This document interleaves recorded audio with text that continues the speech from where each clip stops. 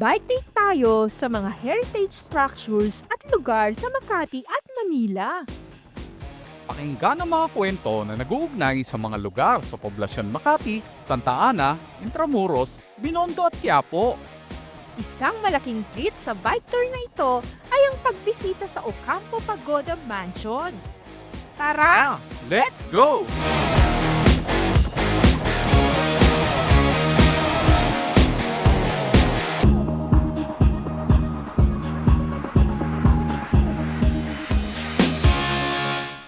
Good day mga ka-bike date!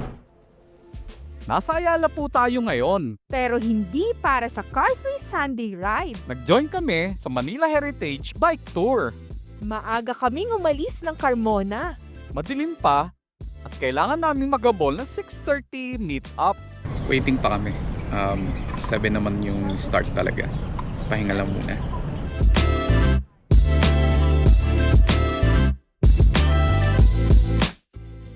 Kanina malakas yung ambon.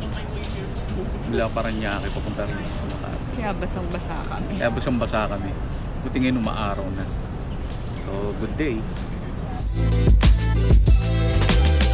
Huddle up na for the orientation and some info. Ride off na sa aming first destination, sa poblasyon Makati.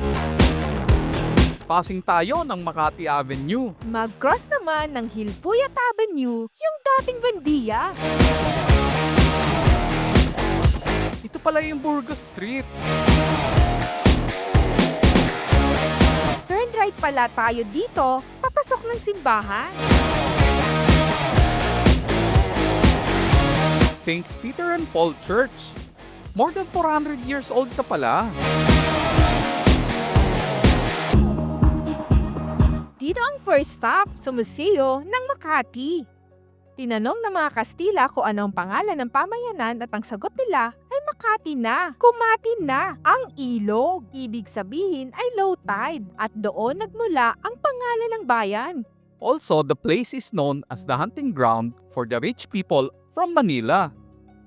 Kaya connected ang Makati sa Manila historically. Lipat tayo sa next historical marker. Ang bayan ay umaasa sa negosyo ng paggawa ng palayok at bricks, pati na rin ang pagkukwari ng adobe. Off to Santa Ana, Manila. Ngayon lang kami nakadaan dito. Isang purpose din ng pag-join namin to discover places and routes in the city. Mapapadaan din tayo sa City Hall ng Makati. Gubat pa rin naman ang Makati. Concrete jungle.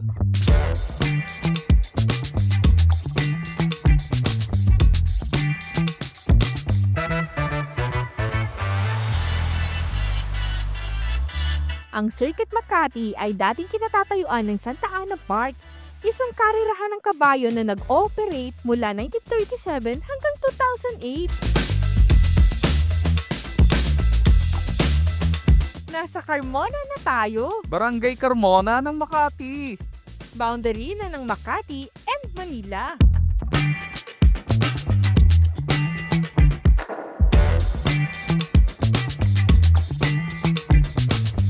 Papalapit na tayo ng Santa Ana Church, mas kilala na Our Lady of Abandon Parish. Ang simbahan ay declared and protected heritage zone sa district ng Santa Ana. Ang simbahan ay naitayo mula pa noong 1578. Paglipas ng mga panahon, ang simbahan ay nailigtas sa mga matinding bagyo at malalakas na lindol. Fortunately, ito ay nakaligtas sa World War II. Na-reconstruct ang simbahan na maging bato noong 1725. Ang Santa Ana na matatagpuan sa tabi ng Ilog Pasig ay isa sa pinakamatandang komunidad sa Manila. Noong araw, ito ay kilala bilang Forbes Park ng Maynila dahil sa mga magagandang bahay na nakahanay sa mga kalye nito. Bakasyonan daw ito ng mga mayayaman ng Manila at ang kalalakihan ay nag-hunting sa gubat ng Makati.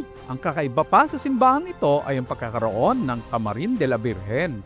Ano yung kamarin? Ito ay isang special dressing room para sa image ni Mama Mary. Ang kamarin ay matatagpuan sa likod ng second level ng retablo na may space na nagbibigay daan sa pag-access sa original na image ng Mama Mary sa central alcove. Pagpasok mo sa loob, ang mga kahangahangang oil murals sa kisame ay agad na makakatawag ng iyong pansin.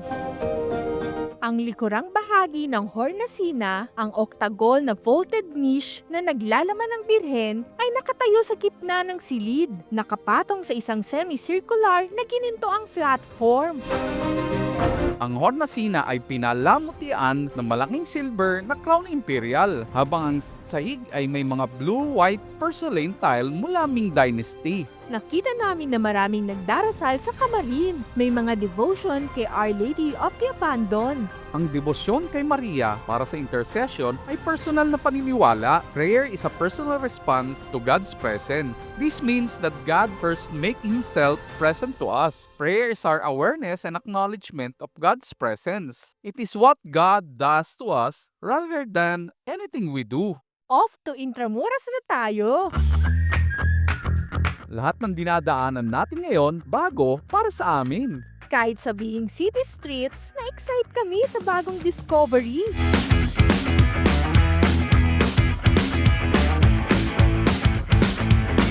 Tanaw na rito yung Santo Niño Church ng Pandacan. Under construction pa, natupok pala ng apoy noong 2020.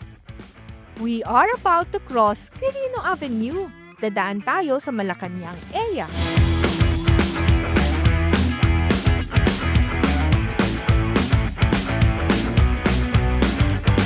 United Nations sabi nyo na. Right turn tayo sa Romualdez Street. Approaching na tayo ng Ayala Boulevard. Yun yung Ayala Bridge.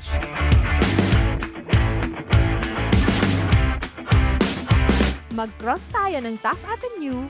Nasa left yung Luneta. Renovated na yung museum building. Puntahan ka rin namin next time. Cross tayo sa Burgos Street. Then right, nasa Intramuros na tayo. Entering tayo sa Intramuros Gate. Bago na pala yung bike lane dito. Sakop na yung kalahati ng kalsada. Madadaanan din natin yung mga colleges dito sa loob. Mapua, Lyceum, Metran. Wow! Pink na pink! Colegio de Santa Rosa iyan. Bago mag-World War II, school yan para sa mga Indio at local Pilipino. We arrive in front of Manila Cathedral. Taho and water break muna. Yum! Intramuros, the Kingdom of Maynila was a Muslim settlement. So here is a depiction of what it could have looked like. Historical accounts were given about Intramuros. We had previously made our vlog about Intramuros. You can watch details or bike date here in our 2-part video. Off to next destination. Sa eskolta daw, pero di namin alam kung saan dadaan. Let's just follow them. New discovery. Esplanade na pala ito. Patawid tayo ng Jones Bridge sa ilalim. Madadaanan pala natin ang post office. Crossing na tayo ng Jones Bridge.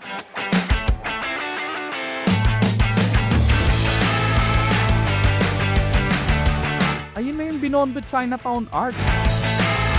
Turn right tayo sa eskolta.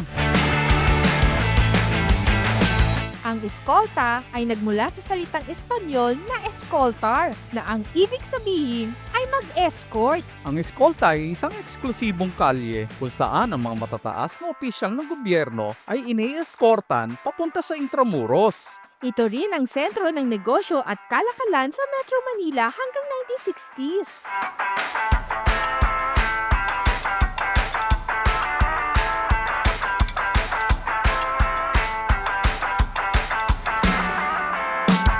Tumbok na pala dito yung Santa Cruz Church. U-turn tayo dito sa Plaza Santa Cruz. Ito na pala dulo ng Ongpin. Ang daming dinadaanan na bago para sa amin. Hindi kasi kami taga rito, pero exciting naman. Ang traffic dito, even nung may binibili kami rito, ganito na talaga sa Ongpin. LRT uli, crossing tayo ng Avenida Rizal.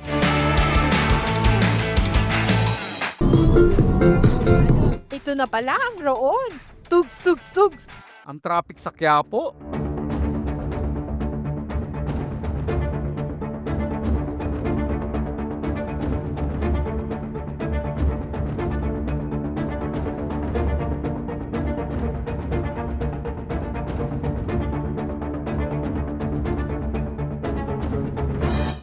naman, nakalagpas na tayo. Nagkahiwalay-walay na ang grupo.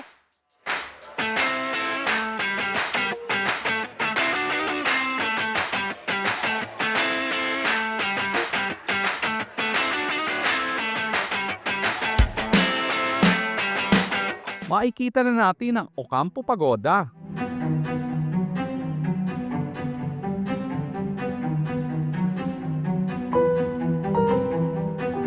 Ang Ocampo Pagoda Mansion ay isang mansion na kahugis ng isang pagoda na matatagpuan dito sa Quiapo. Ito ay pinagawa ni Jose Mariano Ocampo at itinayo sa isang ektaryang property mula 1936 hanggang 1941. Ang mansyon ay may kakaibang arkitektura na pinagsama ang mga Japanese and Western style. Ang 3-story mansion na may 7 palapag na tower. Sa kasalukuyan, ang Ocampo Pagoda Mansion ay ginagamit bilang isang dormitoryo. Karamihan ay seafarers.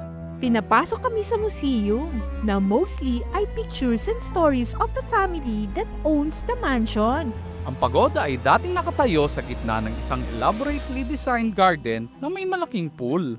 Marami ring mga sculptures sa paligid na iba-ibang disenyo. Natapos ang paggawa sa pagoda, panahon ng Hapon. Pinatira ni Mr. Ocampo ang mga tao sa kanyang bahay, lalo na ang mga naapektuhan ng malubha. Matibay ang pagkaagawa ng mansion na naging kanlungan ng mga kapitbahay kapag may air raid. Papanik kami sa makikipot na hagdan sa itaas ng tower. Mag-iingat sa pagpanik, parang lalagpas at dudulas ang paa ko sa steps. Ang baba ng bubong. Nagiba at nahulog ang tuktok nito noong 1990 earthquake.